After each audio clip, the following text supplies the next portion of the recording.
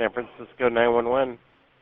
Yeah, I got a guy with a knife out here threatening people. He's got a big knife, and somebody with pepper tried to pepper spray him. He's on the sidewalk. He's got the knife out, and he's threatening people walking by. Hey, put the knife down.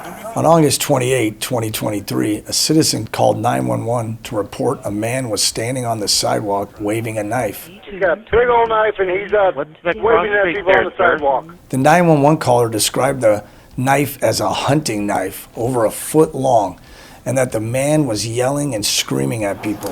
Can we have you just put the knife down and then I can come talk with you? As the experienced Tenderloin officers, in accordance with their CIT training, Officers Lucia and Ortega began talking with the man to try to de-escalate the situation. You can sit down or you can talk to us, but you can't leave. We just want to get you some help. Hey, you can take your knife with you. We just want to get you to the hospital. To supervise the CIT team, Sergeant Ramirez positioned himself with Officer Lucia and Officer Ortega as they attempted to talk with the man, even though this meant he too was exposed to attack.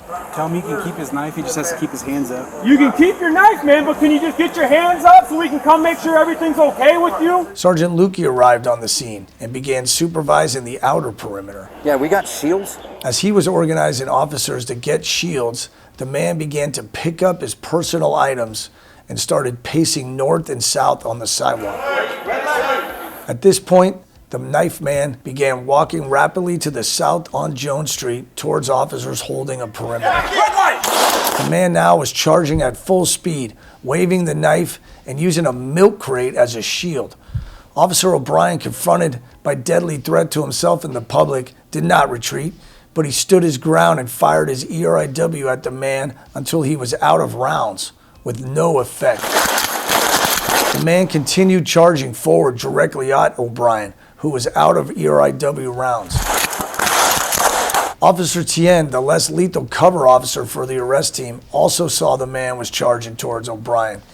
He moved towards the man and fired his ERIW at the man with no effect. The man continued to charge at Officer O'Brien. As the knifeman charged past them, Officer Lucia and Ortega saw the man was charging directly at Officer O'Brien and that the less lethal rounds had not stopped him. They assessed the situation and fired their department-issued pistols to stop the knifeman from attacking O'Brien. Shots fired! The man fell to the ground, but still had the knife in his hand. Hopkins and Sergeant Lukey determined that they had a position of advantage over the man.